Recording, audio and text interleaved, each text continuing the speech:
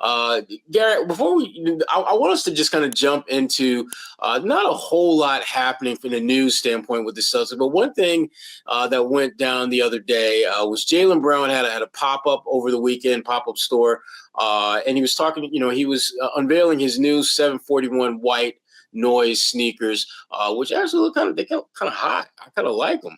But our good friend of the program, Malcolm Johnson of NBC Boston, had a chance to catch up with Jaylen. They talked for a few minutes, and in that story, you can find that story on NBC Boston now. But the one thing that they talked about, Gary, and I wanted us to kind of get into it a little bit, Jaylen was talking about next season from the context of taking matters into his own hands. When you think about that, and you think about Jaylen's game, how do you see that playing out in actual real time? This is what we're going to see from Jaylen Brown next season. Well, I see a player who's going to mature. I see a player who's going to be more of a playmaker. I see a player who's going to take more responsibility on his shoulders for the fate of the team, and as he should, being a guy who's making $304 million a year. And throughout his contract, $304 million contract over 5 years, a man who has won NBA Finals MVP and Eastern Conference Finals MVP, he should take more responsibility. I don't think that reflects in, okay, I'm just going to be that guy who's tried to score 40 points a game and puts up all these big numbers and does a little too much. I think that means he's got to sharpen his all-around skill set to become more of a playmaker, facilitator, distributor, but also a scorer, rebounder. To me, that means improving in all facets of your game and, quite honestly, being ready for that challenge and to uplift the team when they're missing their best player in Jason Tatum. Yeah, the one thing about Jaylen, and you've been around here as long as I have as far as watching his growth and just development, and he typically comes back almost every year with something that he is doing better than he did the previous year. And you have to wonder, though, at some point, when you continue to evolve and improve and get better, when are you going to hit that ceiling? When are you going to hit that point where you have improved on all facets of your game to a point where you're not going to get any better than where you are now? And where Jaylen is now, I think is very fair to say that he is a top 20, top 25 player in the NBA. There just isn't a ton of room for him to grow in terms of his stature in the league. But this season is a golden opportunity for him to, frankly, be the player that you would expect someone taken with the third overall pick in their respective draft class could be.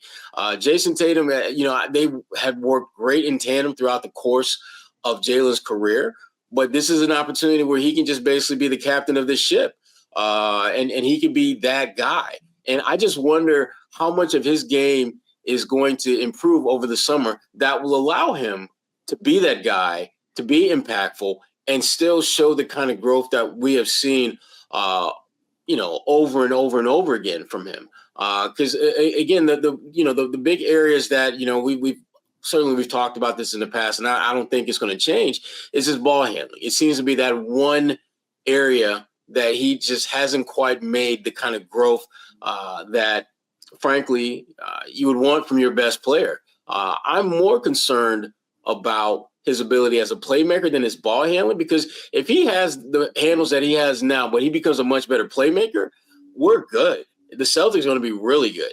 But I don't know if that's going to be the case, because I just don't know if that part of his game is going to necessarily grow appreciably now that he's going to get that opportunity, and now that he has the summer to have more time this summer than he's used to work on that.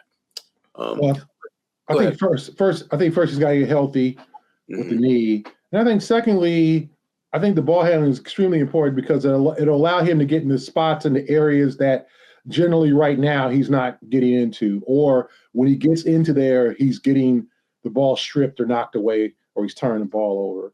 I think the ball handling is probably an essential asset.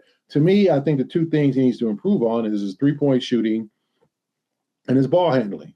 Three-point shooting, he shot 32.4%, I want to say, this year. Not good, below average, not a good shooting year for Jaylen. Jaylen needs to get up to 36, 37%. I don't ever, I don't count on him getting up to 40 or anything like that, where the elite shooters are. But 36, 37%, I think that does wonders for this team in terms of him being a real threat, not a streaky threat. I think we all look at Jaylen as a shooter that can knock him down on occasion and can get on a heater, but other than that, his three-point shot is not reliable, and you want him to be more reliable from beyond the arc. You also want him to be able to handle the ball better in traffic, not have people just not be able to easily knock the ball away from him. I think that's been a major weakness in his game, and I think he has the ability to pass the ball. We saw in Game 5 the Eastern Conference Semis where he had 12 assists. He has the ability to be a playmaker, but I just think those little things make him, because I think there's room for growth with Jaylen. I think he can become a top 10 player if he really, really works at it. He's got the athleticism. He's got the desire. It's just those little things, that consistency, especially from, and I think one thing that we did not give him credit for that he improved at throughout this year and throughout the playoffs was his free throw shooting. 80+% from the free throw line. I mean, he was not a great, reliable free throw shooter where when he stepped to the line, it was going to be 2 points. It was always, is he going to split it? Is he going to miss the first, make the second? How is this going to go? It was always kind of an adventure in the last few years, but this year he was very much more steady and more reliable from the free throw line. So he just kind of add little things to his game. I don't think you could ever stop improving.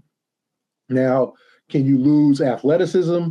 Of course. Or the athleticism stop? Yes. But you become a craftier player. You become better at drawing fouls, better at getting over screens, better at the mind of the game. And I think that's what Jaylen can grow at, but I also think there's a three-point shooting and the ball handling that can take him to another level. And I think he's capable of that. It's just a matter of the off-season work, and he puts in the off-season work and just being more consistent. And is that maybe changing his release or changing the fundamentals on his shot? What it might be, maybe changing a coach here or there, adding a new offensive coach, a new skills guy who can maybe help him a little bit more to get to that next level. But I think he's capable. Yeah, and the big thing, Gary, that you pointed out, I think it can't be, stated enough. It's just consistency. He is, as you pointed out, he has shown glimpses of being this all-around, complete player that he certainly wants to be, and certainly the Celtics will need. But there's too many moments where he reminds you of what his shortcomings are, and I think at times have a tendency to overwhelm or at least make up more of the conversation about Jaylen Brown than it should be. I mean, I love Jaylen Brown and everything he does as a player, but man, he sometimes get what I call A1-itis, where he thinks he's like part of the A1, that AN1 tour, where he's just trying to break everybody down. And it's like, bruh, this dude is like 6'2", and you 6'6", just raise up over that fool. Or this dude is not strong as you. Back his little butt down on the block and score over top of him. To me, it just seems that sometimes he makes too much of an effort to show that I'm a better ball handler now. When in fact, he just needs to just do what he do and just get this bucket and keep it moving. I worry about him with no Jason Tatum around, leaning more into that part of who he is than he normally would. Because when he's out there with Tatum, his thinking has to be to some extent, I need to do what I do. Because JT gonna do what he do, and I'm hoping the thing that you pointed out, that I'm hoping he really does a better job, and I think frankly it might be the most important thing he does in the offseason is become a better thinker of the game, because he just doesn't have the luxury of just being pretty good and expect his team to be great, because you got Jason Tatum, you got a guy who can basically roll out of bed and get you 25, 6, and 5 every night.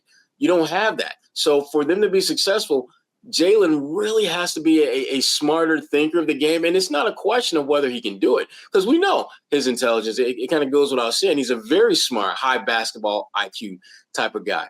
But you have to wonder whether this new look Celtics, and that's assuming that he's going to be here, which again, that is among the many things that's not a given. But if he is he going to be able to have the kind of consistency with his game that he's going to need for this team to be great?